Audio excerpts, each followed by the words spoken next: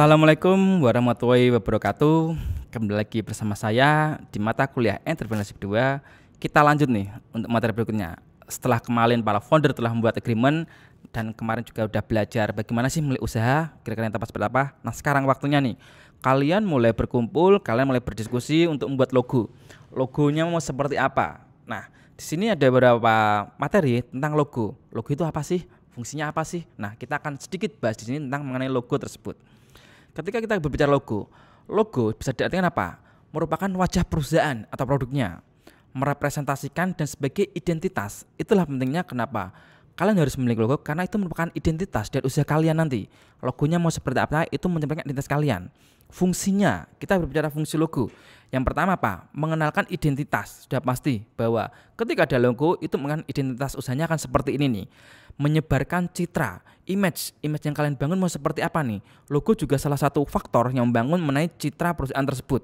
Selanjutnya membedakan dengan yang lainnya. Udah pasti ketika taruhlah usahanya nasi goreng semua, ayam geprek semua, fungsinya untuk membedakan satu sama lain apa? Salah satunya adalah logo. Oh, yang ini ayam geprek dengan ayamnya diapain? Oh, ini logonya seperti ini. Ini ayam geprek ini dengan logo yang berbeda.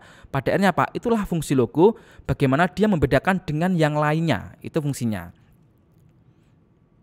Nah, berbicara prinsip mendesain logo, ada beberapa poin. Yang pertama, mampu mendeskripsikan atau merefleksikan perusahaan.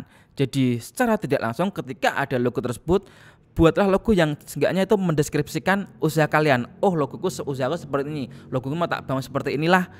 Dapat menarik perhatian dan menimbulkan kesan yang mendalam. Sudah pasti, karena ketika kita berbicara logo yang menarik, itu akan cepat ada di ingatan konsumen. Oh, logonya menarik, menimbulkan kesan yang mendalam. Jadi first impressionnya dari logo bisa tuh.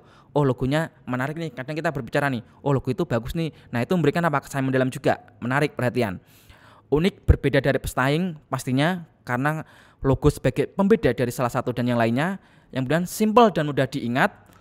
Yang ini ada juga poin scalable. Jadi masih dapat terlihat jelas dalam ukuran yang kecil. Nah, ini beberapa poin dalam mendesain logo.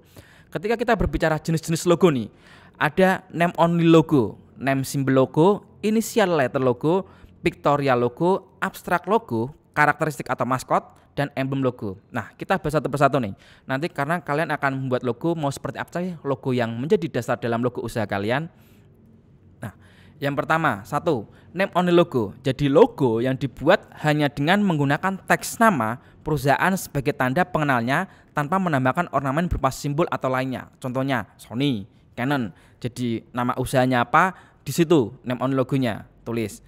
Terus ada juga yang namanya name symbol logo. Jadi logo yang merupakan gabungan dari nama dan simbol grafis. Contohnya jarum, Adidas. Di situ ada simbol grafisnya. Jarum pakai jarum, Adidas ada segitiga garisnya itu. Nah, apakah kalian mau logo seperti ini? Itu bisa juga dari name symbol logo. Selanjutnya inisial letter logo. Jadi logo yang menggunakan huruf inisial dari nama produk atau perusahaan dan menjadikan sebagai elemen utama dari logo tersebut. Taruhlah S Suzuki, F Facebook. Nah, itu inisial letter logo. Jadi huruf apa yang akan jadikan inisial dalam logo tersebut. Itu bisa juga. Kemudian ada pictorial logo. Jadi logo ini biasanya tidak memiliki tulisan atau teks, melainkan berupa gambar tertentu yang mewakili brandingnya. Namun dalam sebagian kasus, terkadang kita menemukan teks di pictorial logo ini, akan tetapi biasanya teks tersebut hanya untuk mendukung dari gambarnya. Jadi dia biasanya lebih ke simbol-simbol tertentu. Jadi contohnya nih, Apple, Twitter, yang Android, yang dengan logo-logo simbol seperti ini. Nah, itu pictorial logo. Selanjutnya ada pilihan juga namanya abstrak logo. Jadi logo berbentuk abstrak atau non-figuratif namun memiliki makna tertentu, menimbulkan berbagai kesan dan interpretasi yang berbeda-beda tergantung pemahaman. Biasanya nih, pada dasarnya abstrak logo memiliki sedikit prinsip yang sama dengan pictorial logo, hampir sama nih. Namun kedua jenis logo ini sama-sama menggunakan gambar sebagai elemen utamanya. Namun nih, pada abstrak logo biasanya menggunakan bentuk-bentuk atau simbol yang abstrak dalam menyampaikan filosofi perusahaan. Jadi kalau abstrak logo dia memang gambar-gambarnya lebih abstrak biasanya di abstrak tersebut. Nah, oke, kita lanjut. Selanjutnya karakteristik atau maskot. Ini yang sering kita lihat juga bahwa ada logo yang dia menggunakan maskot atau karakter lah.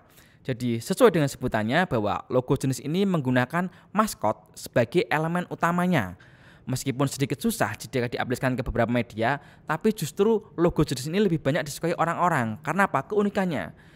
Dengan kemampuannya untuk menyita perhatian yang lebih baik daripada jenis logo, biasanya perusahaan yang menggunakan logo jenis ini akan lebih mudah dikenali. Simpelnya apa? KFC gitu kan, pakai maskot nih, apa pendirinya itu kan. Terus Hokben, ini ada maskot juga, ada karakternya juga. Nah, ini beberapa contoh. Apakah kalian ingin dalam usaha nanti membentuk maskot atau logo baru? Silahkan juga, nggak apa, sesuai kreativitas kalian.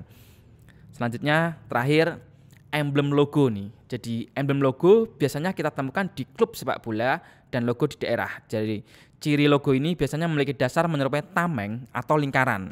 Biasanya di dalam terdapat tulisan nama branding dan logo tertentu yang terdapat di tengah-tengahnya. Jadi karakternya memang biasanya lingkaran seperti tameng. Kenapa? Emblem nih, karakternya seperti itu. Nah, ini beberapa poin-poin logo. Nah, nanti kalian bersama tim mulai diskusi kira-kira logo kita mau seperti apa sih? Apakah name only logo itu bisa juga? Apakah kita kasih gambar juga? Atau mungkin kita bikin maskot baru? Jadi kalian, oh aku usaha cumi goreng gitu kan, aku bikin maskot kartun ataupun apa bentuk cumi tapi seperti kalian mendesain sendiri bisa juga. Nah, dalam kasus ini ketika kalian nggak bisa teknis secara desain grafis ataupun AI ataupun aplikasi buat logo dan sebagainya, kalian bisa menggunakan jasa. Terserah mulai tangan kalian. Jadi biasanya kan banyak jasa tuh, jasa desain logo. Kalian bisa menggunakan jasa tersebut, tapi ketika kalau tim kalian bisa membuat logo, silahkan buat tersendiri. Gak ada gak ada larangan ketika logonya itu dibuat dari pihak lain. Itu tergantung kesepakatan dari tim kalian. Semakin unik, semakin menarik, semakin mudah diingat prinsip-prinsip tadi, semakin bagus untuk semakin bagus dalam nilai logo tersebut. Nah, oke. Demikian presentasi dari saya. Materi kali ini nanti kita lanjut di materi lagi, saya presentasikan lagi.